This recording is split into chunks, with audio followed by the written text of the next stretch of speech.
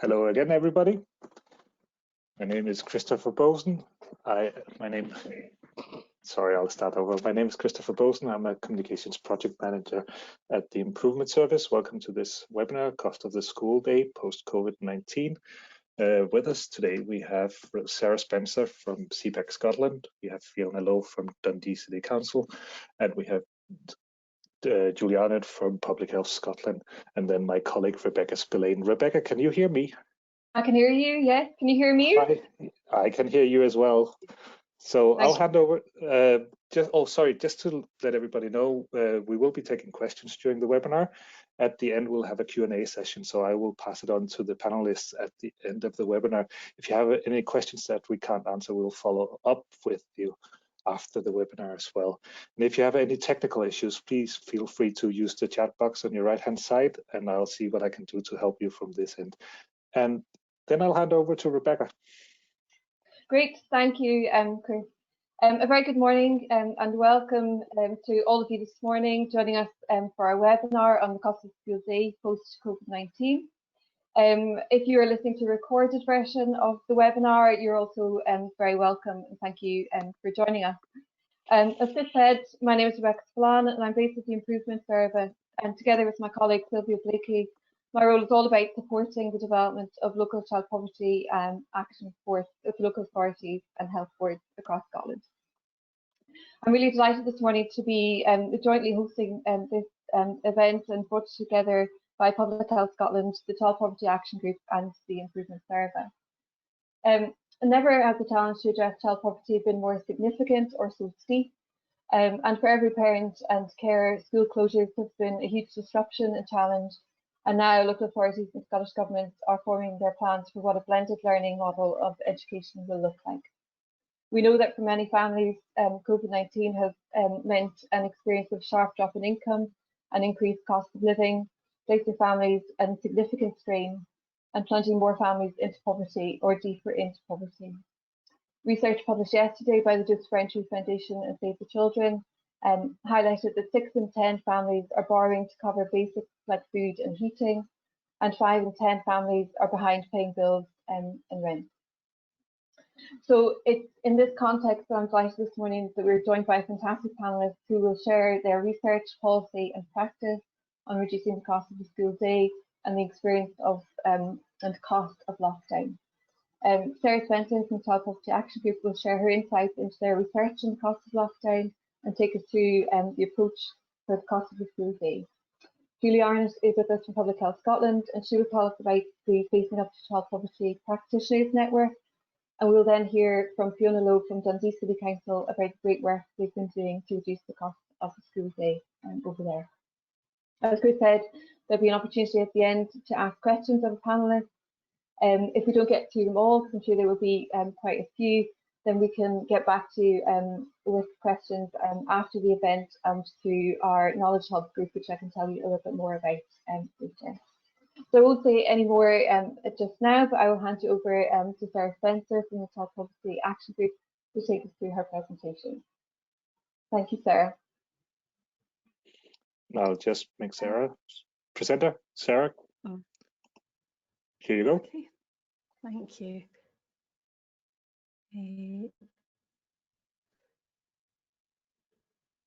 There we go. Okay.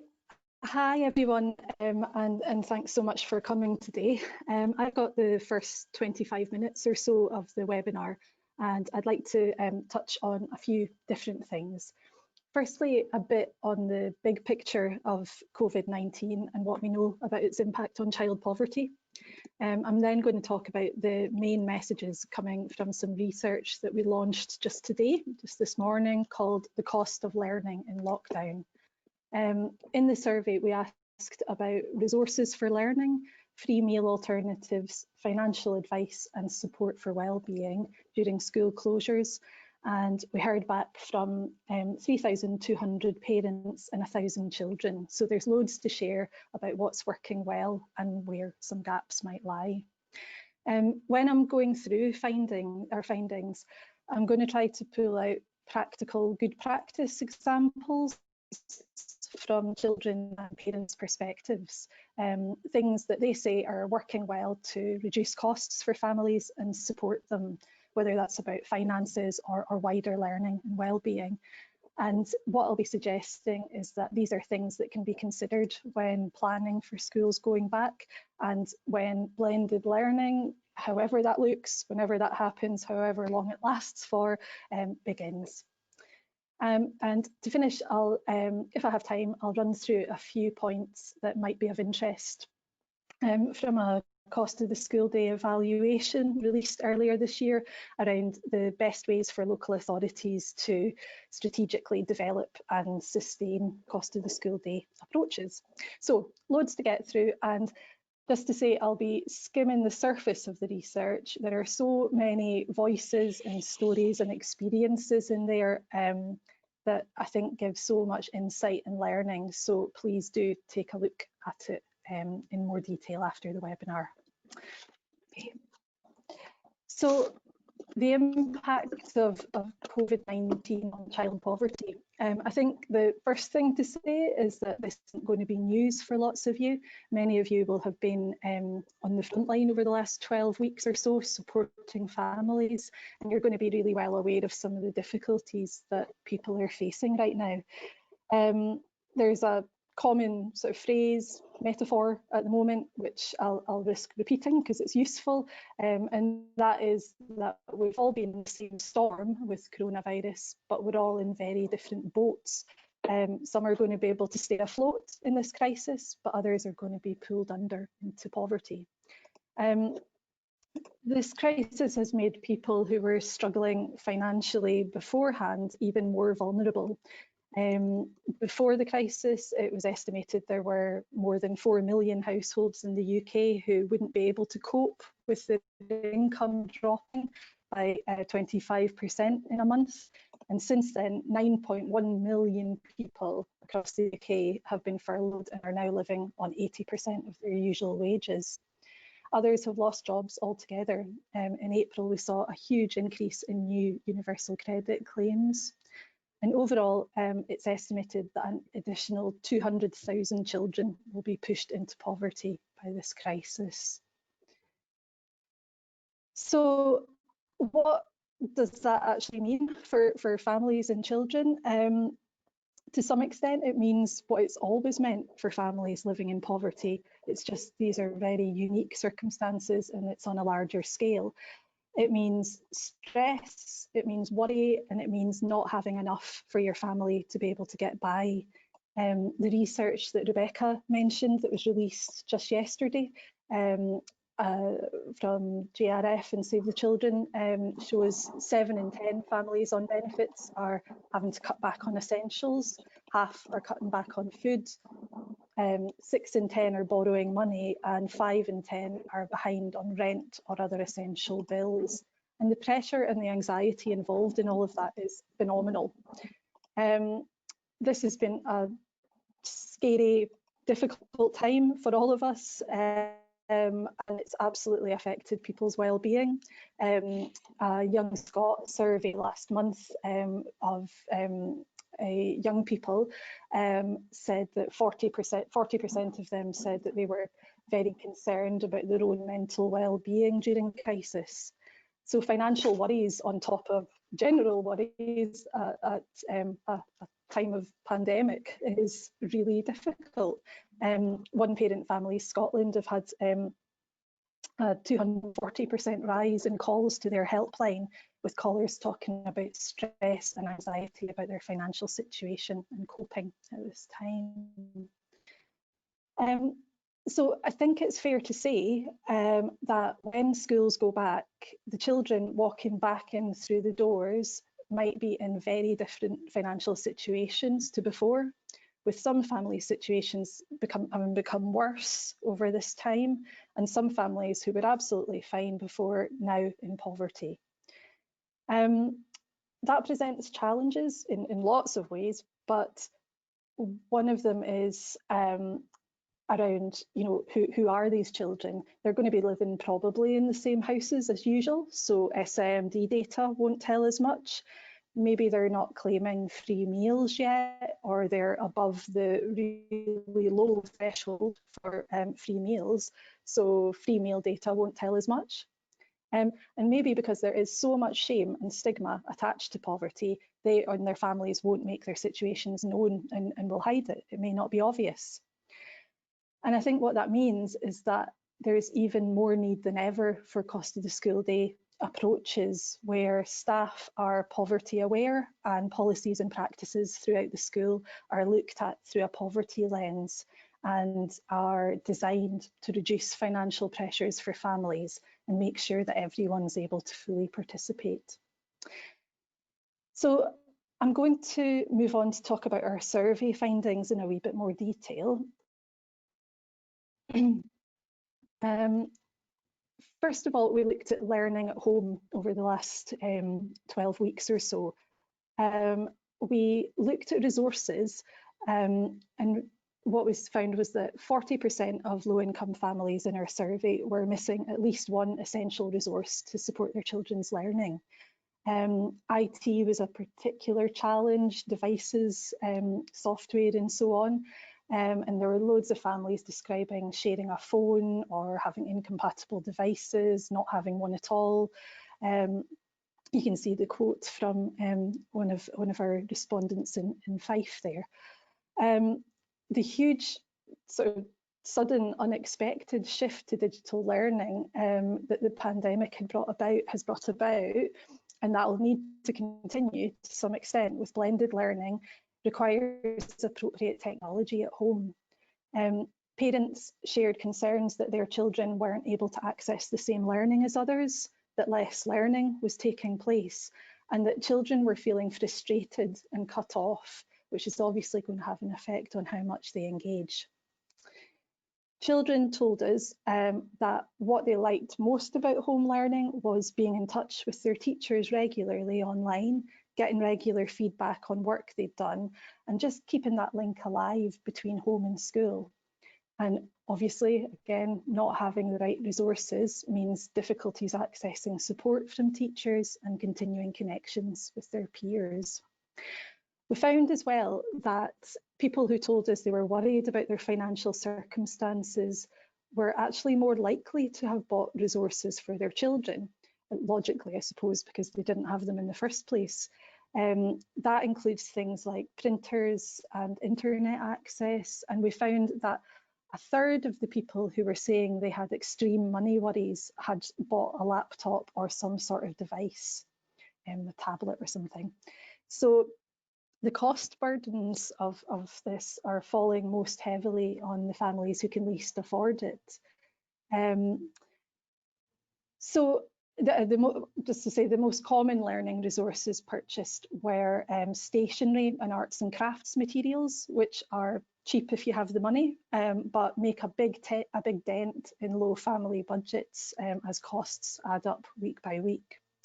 So regardless of low income, many families have made the decision to spend money on resourcing learning. And I think that's an important point, because I think there are a lot of assumptions out there about low-income families just not engaging with learning, not caring. I think it's fair to say that the level of care and concern and anxiety about children's learning from people in our survey was huge.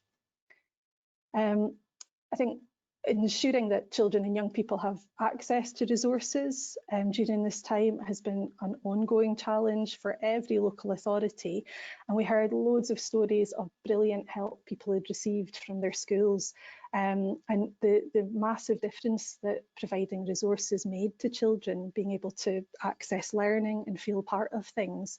You can see an example of that from the last quote on this page. I suppose access to resources at home has always been important. There have always been children without the resources to learn at home in the same way as others. And what COVID has done has really shone a light on that gap. So if we're moving into a phase of blended learning where children might be at homes some of the time or might have to self-isolate, it's really critical they have the resources to learn and to stay connected with their schools. I want to include this quote here because it links back to what I was saying around, which families are in poverty. Because I think in this new situation, again, it's going to be even more important that people don't make assumptions. I won't read it out, I'll let you have a look at it yourself. But Hannah's a mum on a low income, but in work, who didn't have what she needed for her primary school daughter. And she says that asking the questions about who has what are the resource needs of every family would be a really good idea. I'm going to talk quickly about what we found around free meals and access to entitlements. Families have really, appreciated replacement free meals from their local authorities at these difficult times. It's been the difference between eating or not for some, and a really welcome help for others. Free meals are being replaced in different ways in different places, but we heard really positive things about direct payments to families as a method, had the highest satisfaction rate, and families said it meant they could choose the shops they were able to get to, that sell the food their children want, that provide best value, and where they feel safe. Getting support with financial problems isn't always straightforward for families, and many are going to be dealing with these systems and processes for the first time. 1 in 3 families said they had found it difficult to access support in our survey. And in light of that, help from people's schools and from their local authorities has been really, really helpful. It's been really appreciated. Families have appreciated clear, consistent information on how to access changes to free school meals. They've appreciated communications through letters, emails and apps and things like that on other entitlements like clothing grants, Best Start grants, Scottish Welfare Fund and things like this. And really, families are saying that they appreciate communication and kindness and support from their schools and local authorities regarding support available and how to access it. Free meals and clothing grants and so on aren't the answer to everything.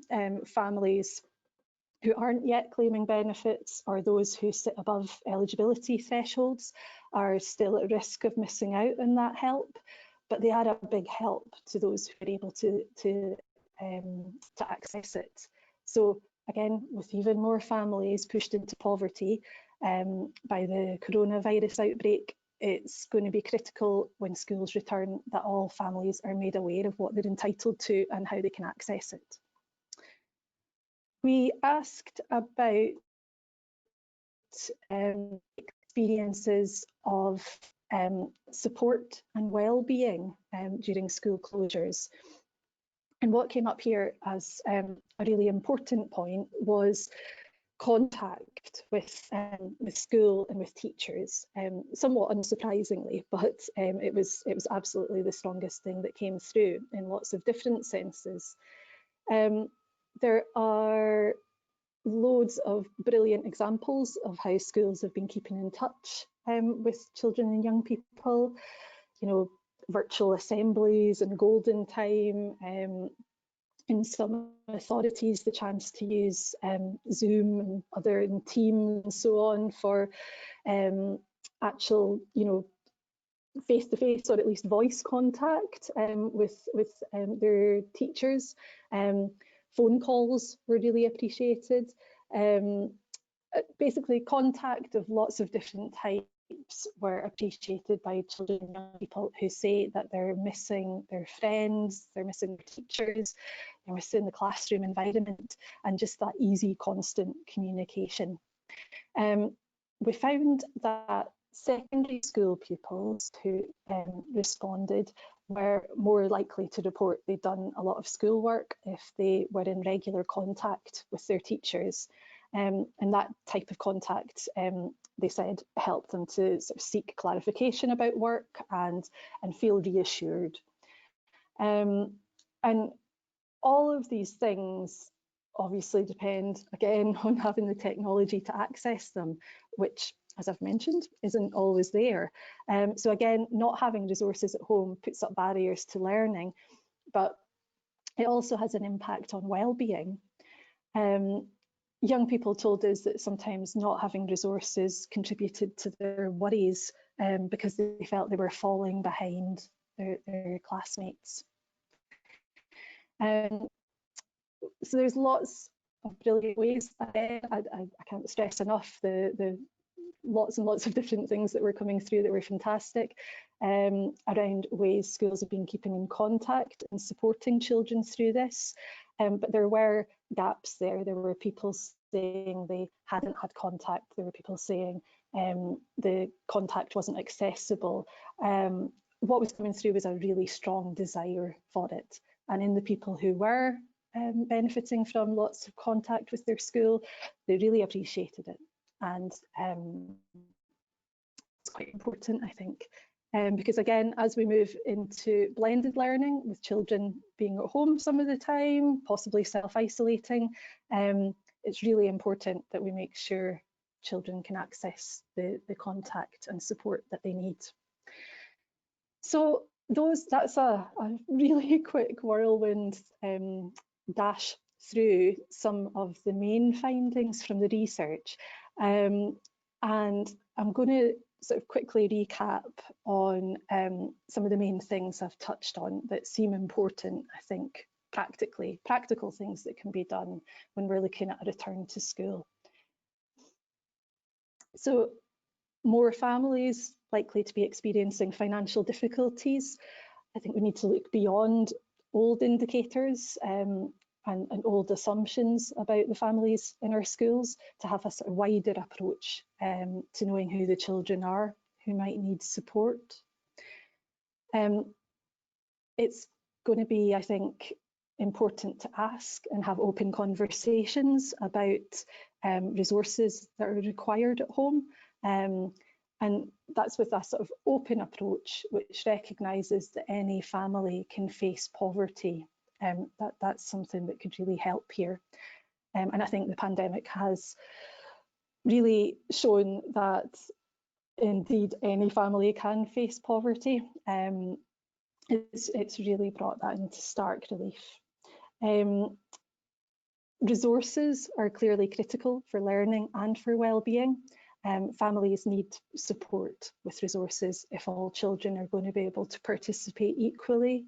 I know there was an announcement from Scottish Government of investment in laptops for disadvantaged pupils, and there are local authority schemes going on and funding there. So there's lots going on and lots of people sort of trying to make this happen.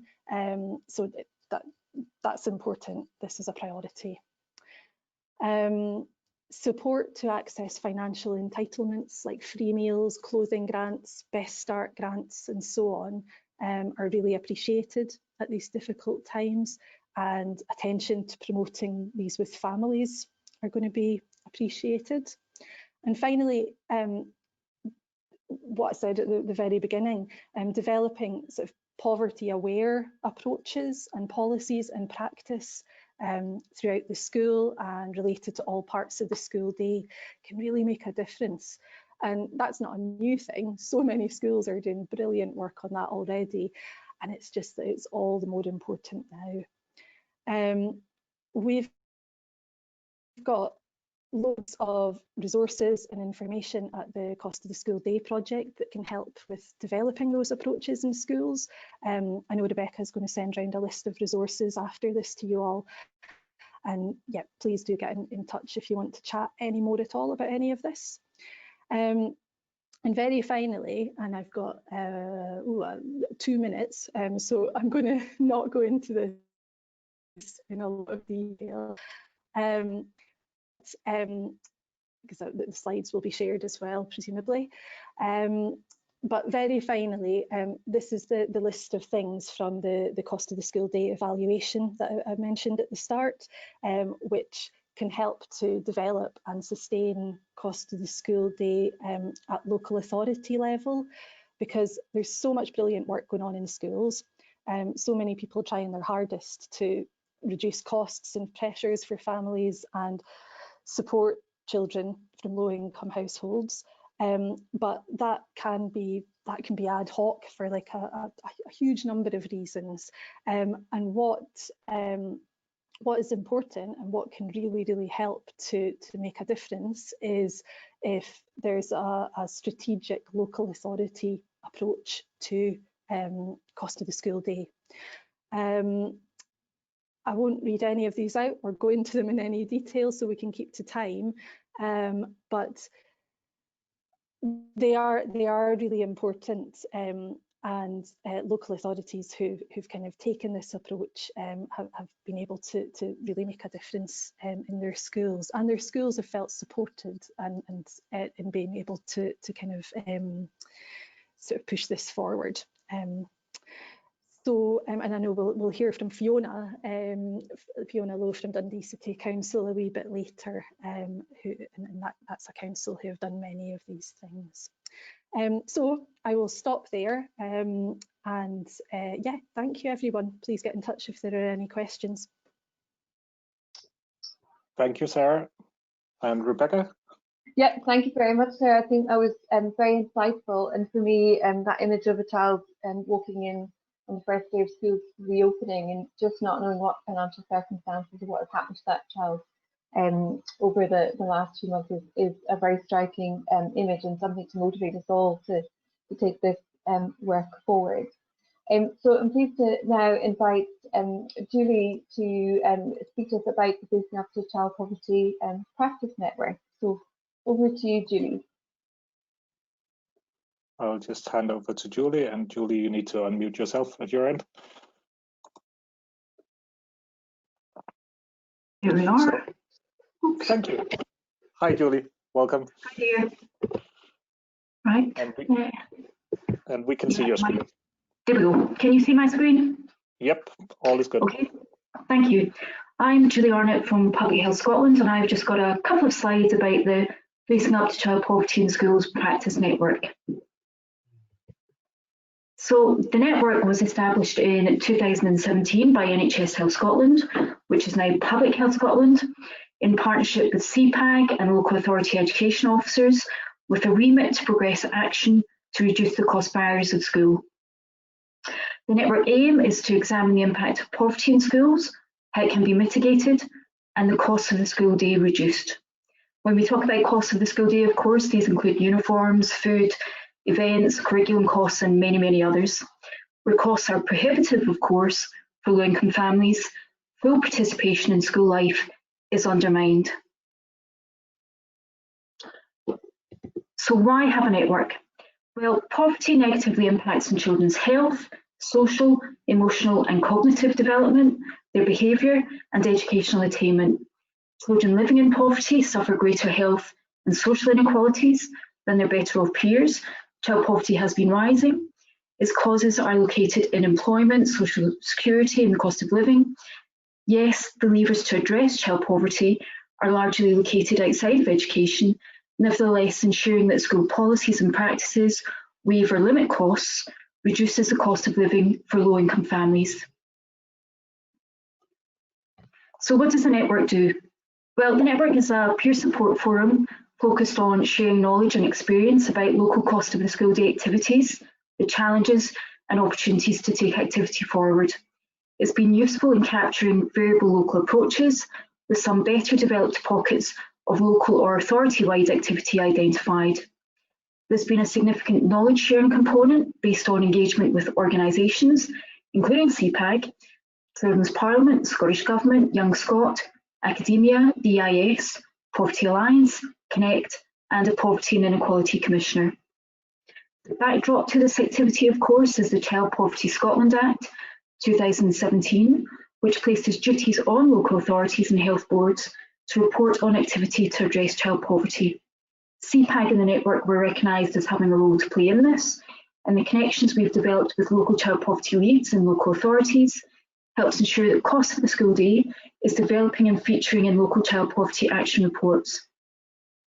Moreover, network members have a role in increasing local understanding around how the Pupil Equity Fund aimed at raising attainment for children from low-income families can support cost of the school day activities. So what's the focus of the network? Well, the focus is on poverty as a barrier to participation in learning and how policy and practice adjustments can address this in a non-stigmatising way. We focused on a range of themes, including uniforms, breakfast, free school meals, debt, holiday hunger, events, curriculum costs, the Pupil Equity Fund, application processes for free school meals, school clothing grants, and the Education Maintenance Allowance, and automation of clothing grant payments in one local authority area. We focused on stigma, school friendships and poverty, the need for lived experience of poverty, how kids and parents experience poverty, and how we can use that to shape school policies. Whole school staff awareness raising about poverty, and income maximisation projects aimed at parents in schools. It's not about having an overarching view of these, but it's about the detail at local level and variation in practices and what the enablers and challenges might be, with emphasis on how we might address these. So in terms of a conclusion, the network is a good example of the public health agenda working closely with education partners and local authorities. There's good evidence of cost of the school day activity resulting in practice and awareness change at school and local authority level, with concomitant financial benefits for families, and the network has played a role in this. So where are we now? Well, you've heard from Sarah where we are now. Some school costs will be diminished, of course. Other poverty-related issues are much more visible. It's fair to say that broadband and a laptop are no longer good to have, but absolutely essential, as are resources and stationery and space to do schoolwork at home. Free school meals, as Sarah has mentioned, are being distributed in various forms. As families lose income in this crisis, those eligible for those meals, clothing grants and the educational maintenance allowance are increasing. Visibility of this support, as Sarah has stated, and parental awareness of entitlement is vital. School holidays compound food insecurity, and so the extension of free school meals we heard about yesterday into summer is absolutely crucial. We know that local authorities are responding to these issues I've just highlighted, as Sarah has also pointed out too. Maintaining a focus on the cost of the school day where staff capacity and funding allows, whatever the school day looks like going forward, remains valid and important, and even more so as more families who may not previously have experienced life on a low income will face a range of competing pressures on those incomes. So if you work in a local authority and want to contact your local practice network lead, just send me an email. My email address is there. If you want to find out more about the practice network and you work in a local authority, again, just contact myself. There's also a link there to a cost of the school day evaluation and several short films about the work that we've been involved in recent years. Thank you for listening. Thank you very much, Julie. Rebecca? That's great, Julie. Thank you for sharing that with us, and I'm sure you'll have some new members after that. It was really interesting. Thank you.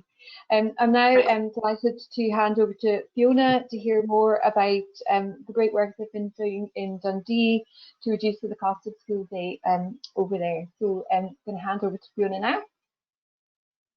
Fiona, you need to unmute. Yeah. Yeah, and show you my screen, hopefully. Yeah. Yep, we can see your screen. And can you hear me? Yes, that too. That's it. Great. Thank you. Okay. Good morning, everyone, and thank you, Rebecca. As Rebecca said, I'm Fiona Lowe, and I'm Education Officer with Dundee City Council, and since October 2019 have been Education Lead for the Cost of the School Day Dundee. I'm going to give you a whistle-stop tour of the work that has been ongoing in Dundee now for 3 years, and bring you right up to date, hopefully, and to let you hear what's been happening in these last few weeks since lockdown began. But let me take you back to 2016, which was when Dundee's Fairness Commission said that good quality education is the essential first step towards the future, but recognised it was currently undermined by the burdensome consequences of the cost of the school day. So they commissioned a project to address the cost of the school day in Dundee to reduce stigma and the hidden costs of attending school and associated activities. Funded by the Attainment Challenge, we embarked on a 3-year project with CPAG and the Cost of the School Day Dundee project was born. Initially, the pilot consulted and engaged with 11 primary schools, 2 secondary schools and 2 early year centres. That support was carried out by 2 support officers from CPAG, and at the end of that first year we compiled a Cost of the School Day Dundee report, which recommended, well, highlighted barriers that were being identified by the various groups, and also recommended that the pilot be extended, and thankfully it was agreed that that would happen. As you can imagine, the barriers that were identified were as listed there on the screen: travelling to school, school clubs, uniform, learning at home, even at that time, access to financial entitlements. Nothing there that would take us by surprise, but certainly all worth looking at in greater detail.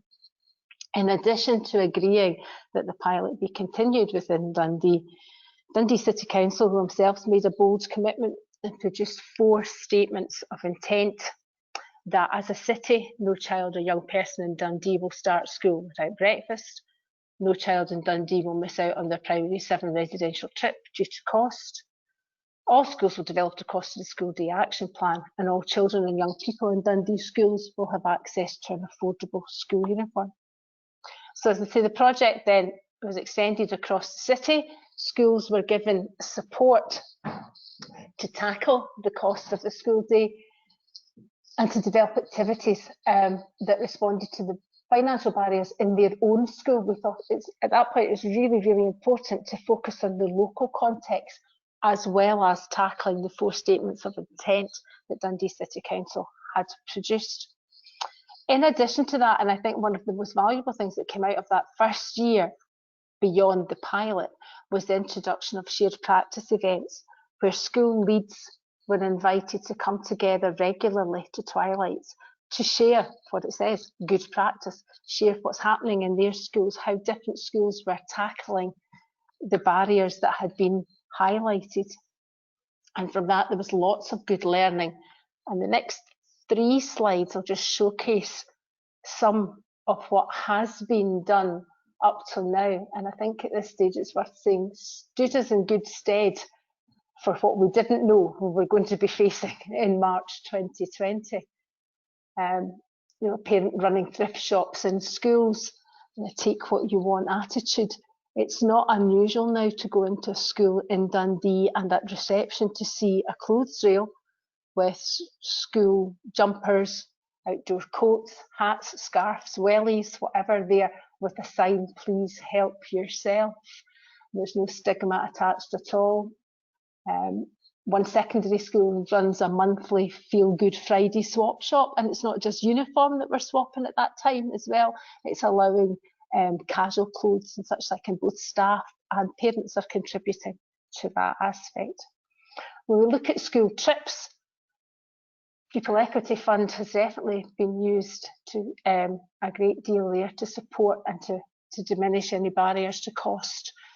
As a city as well, that we ask that any information about school trips or letters or activities that are going out, that parents are able to discreetly make schools aware of the fact that they may be struggling financially, and for schools then to try to manage that.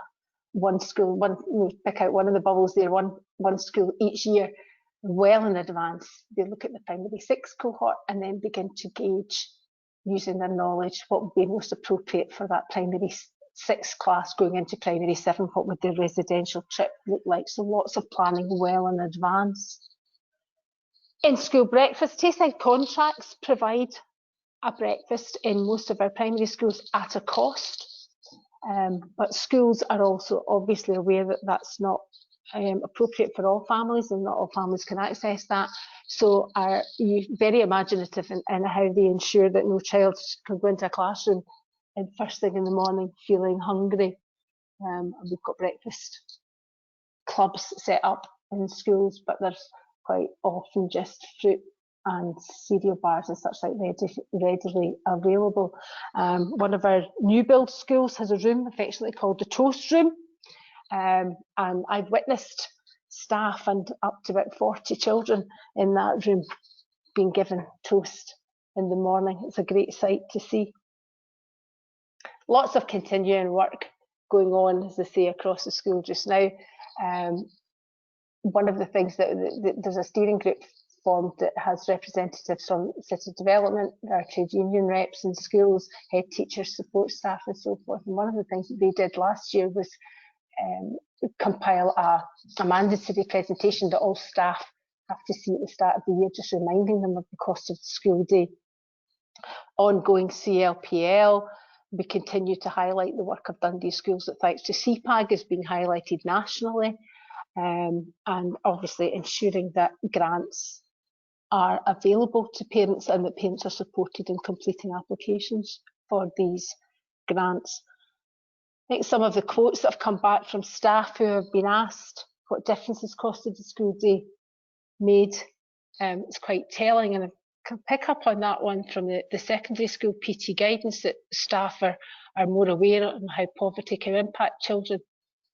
She gives examples that there's less likely that pupils would be challenged because staff are now beginning to recognise actually that getting into school in itself can be an achievement for some of our young people. And I think that highlights for me where we are as a city and really how we have adapted and coped with lockdown, and really heartened and almost humbled and very proud of what I've witnessed, I think, across the city since lockdown happened. And in fact, since the 18th of March, when we started preparing for schools to close in Dundee, there's a list of things there that that are currently ongoing. Direct payment of £11.25 for each child that's entitled to free school meals was very, very quickly adopted at the start of the new term, but nobody has gone without over the holiday period. We providing breakfast and lunch for all those that were entitled to a free school meal, and before the government had announced that that should continue over the summer, Dundee as a city had made that decision that we would continue to provide free school meals throughout the summer. There was an IT audit done, and schools have tried as best as they can to ensure that laptops, tablets, such like have been provided to families that were using it. Data packages as well, sort of funded and put out. School and family development workers and pupil support workers in schools have really played a blinder, for want of a better phrase, I suppose. And it's brought home to me how well our school and school staff know our families within the city, and they're making weekly contact with families, delivering learning packages, food parcels, offering ongoing support. Local shops have been happy enough to store resources that families can go in and pick up, pens, pencils, jotters and such like. So it's been really, really exciting and humbling to see some of the work that's been going on across the city. So I hope that I've been able to give you a sense of our successes so far, and there's a good foundation there, the cost of the school day, to continue across the city. We are very much looking at every school maintaining their action plan, auditing it regularly, referring back to it. It just becomes part of school improvement now. And as schools are thinking about returning, again, looking at how that blended learning will look, hoping to maintain these resources within families. But schools as well, had a conversation with the head teacher yesterday, and schools are really focusing in on that health and wellbeing aspect of returning to school, and recognise the need for pupils to come back in, and for staff to get to know them again and to learn what experiences they've had over the last 11 weeks, when they've not, or 11, 12 weeks, so it'll be 18 weeks almost by the time they get back, the experiences that they've had at home and when they've not been in school. But ultimately we hope that no child when they return is made to feel any different at school due to financial barriers, and that our staff will continue to include every child, and that they'll all be able to participate in the same experiences as their peers. So as I say, a whistle-stop tour of what we've done prior to lockdown, what's been happening over the last few months, and say hopefully that we're in a good position moving forward to continue to support our families and break down the barriers of the cost of the school day. Thank you. Thank you very much, Fiona. Rebecca, I'm going to hand over to you, at least for your slide. Yeah. Yes, and I think it's time for Q&A. I can just say we have some questions. There might be room for a couple more. So if you have any questions, feel free to use the chat function on the right-hand side. And obviously we can ask questions of all the panelists. I hope I can see they're still there. So I hope the first question that comes in is always, so Rebecca, you might be able to answer that. Will the slides be shared? Absolutely, yes. They will be circulated to everyone who has signed up and also available on the K-Hub as well. So, and we'll send a summary of the questions as well, and they'll be available on the K-Hub. Okay, that's great. I don't know if you have anything to say, or I should go to some of the questions I have already. Well, it was just a very quick thank you to Fiona for that presentation and sharing that knowledge. I just love the idea of the toast room. I think that sounds fantastic. So thank you, Fiona. Question time? Yeah, the first question is, so in some councils, amongst others, Highlands, Chromebooks have been distributed. Why is this not happening across Scotland for pupils in P6 and to S6, for instance? I presume that's where the most tests and challenges are coming with not keeping up to curriculum. And I think it's a difficult question, but I don't know if if Fiona knows how it came across. How is it possible to share computers in Dundee? It's, I suppose in Dundee, again, it's been a very local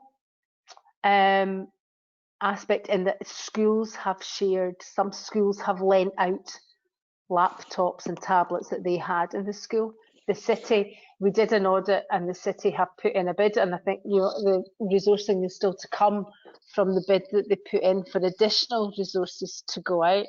I think some of our charities, third sector partners as well, have supported and have helped.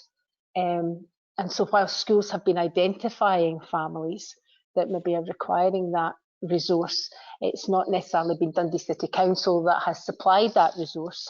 In some cases schools have, in some cases charities have as well.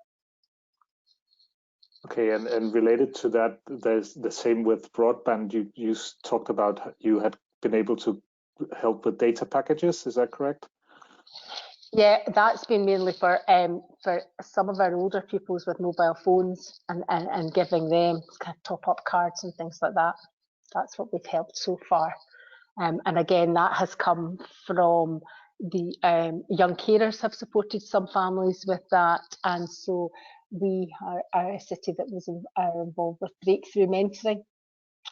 So Breakthrough have been able to identify some families that were benefiting from that.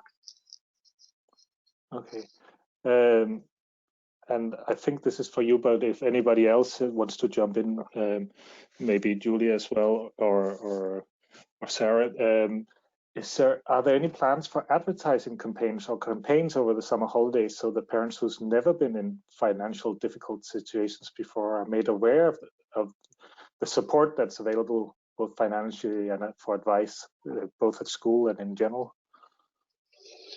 I certainly know that from Dundee, from what we've done in Dundee just now, is asking schools to publicise on their websites through school apps, school Twitter accounts and such like, what grants are available for families to access.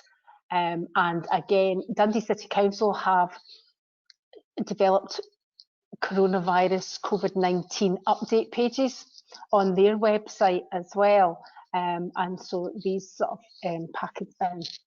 entitlements are being advertised there too. So that's what we've done so far. And say, but schools are being asked to use their own social media outlets to make sure that links to grants are available. So it's not just specific families that are being targeted. Anybody then that's accessing the school Twitter account or say school app or whatever can know where the links are. Okay. Julie or Sarah, do you have anything? Do you know of any campaigns possibly, or anything that's going on? Rebecca, possibly. I know Social Security Scotland have circulated a wide range of information in various formats around the Best Start grants. And I think they're largely being disseminated through third sector organisations. But if schools have are looking for information in different formats and languages, then they are available through Social Security Scotland and through their own local authority kind of, as Fiona has described, the local authority kind of central information is important in each different area. Julie, I don't know if you know of any other processes at the moment.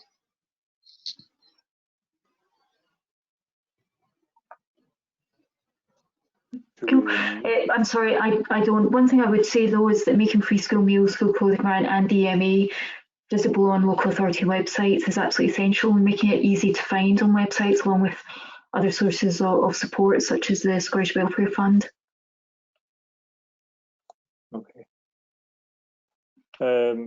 So here's sorry, I'll read this out. We know that women's poverty and children's poverty is inextricably interlinked. In the CPAG research, is there any gender disaggregated data highlighting the specific experiences of women during COVID? Also, are there any reflections from the panelists on addressing women's poverty to address child poverty? And I think that's probably, yeah, Sarah? Sorry.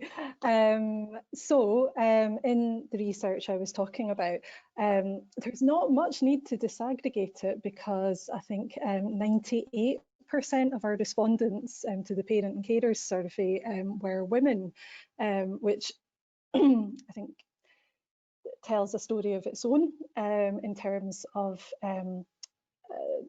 who's at home and supporting learning and feeding in on things like this. So we didn't, that's as far as we went in the survey, in the report, to kind of comment on that and note that. And yeah, absolutely. We talk about child poverty, and the role of gender equality in that is absolutely huge.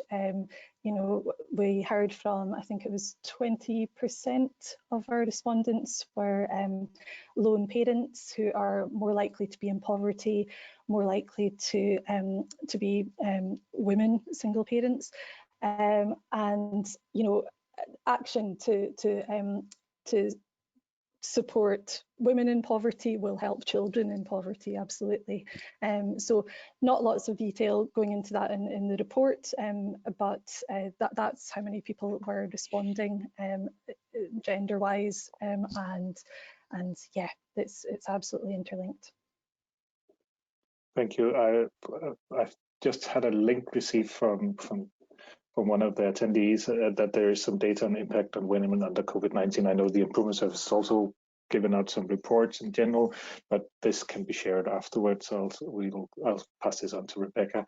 Yeah, absolutely. And there's information from Close the Gap as well, a helpful webinar looking at kind of the economic impact of COVID-19 for women, and it picks up a lot of the issues on the links between child poverty, responsibilities at home for looking after the house, and for childcare for women. So I can include the link to that webinar. It was done in conjunction with Poverty Alliance, if that would be of help to people, of interest to people as well. Yeah. We'll have couple more questions very quickly. Should parent councils be supporting head teachers, I presume HTs, around the cost of the school day? I don't know if there are anybody who has any information on what could be useful.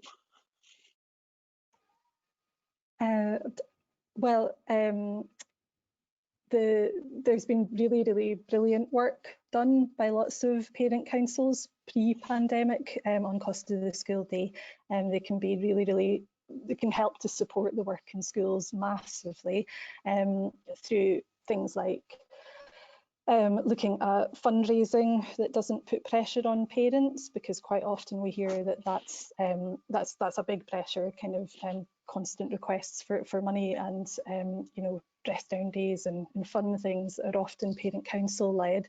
So kind of a bit of an analysis of the school day through a poverty lens, as I was talking about, that's something that parent councils can support happening in their school. And also parent councils have a duty to consult with the parent forum, the wider parent body, so they can have a really important role in talking to parents and finding out about costs and where things could be better. We've got within the cost of the school day toolkit, there's a parent council resource in that developed along with National Parent Forum of Scotland, and it's got lots of ideas of ways that parent councils can be involved in this. Thank you. Did I see that Fiona wanted to say something as well on this? No. Okay. Sorry about that. Sorry about that. Then I think we are getting up exactly on the hour now, so I think I'll hand over to Rebecca to maybe end this. And sorry for the last few questions that we haven't asked, but we'll follow up on these afterwards, and we will share the recording and the slides as well. So Rebecca. Great. Well, thank you, Chris. So thank you to all of you for joining us this morning and sticking with us throughout the webinar. It might be a new format for some of you, so thank you for that. I hope this morning has given you some time to think and reflect on the importance of this work, or maybe it has served to give you some evidence and information that you need to take back to your own area, your school, or your setting. A big thank you to Sarah, Julie and Fiona for sharing their work with us this morning. It's great to hear directly from you, and to bring that policy and research and practice together to show how it works is really great. Thank you also to Christopher for helping us with the technology and keeping us right, so steadies our nerves. Thank you very much for that. Please keep in touch about your work and your progress, the challenges that you face and the achievements that you glean. Share with us what you've learned, be that through the practitioner network or through the Knowledge Hub or wherever that may be, but please keep in touch with us. If you're interested in child poverty work broadly, we do have a Knowledge Hub group that you're very welcome to join, and I'll include information about that in the list of resources that I will circulate to you following the webinar. If you feel that the webinar has been of interest to you today and others haven't had the chance to join, we will send you the link to the webinar in the next 2 days, and you'll be able to share that with your colleagues and peers who may also find it of interest. So again, just to close, thank you for joining us this morning, and good luck as you continue your work on child poverty or education or wherever that may be, for the benefit of our children in these difficult times. So thank you all, and bye from me. And thank you all, and thank you Sarah, Julie and Fiona. And I think we will end the webinar here. Thank you all. Thank you. Thank you. Thank you.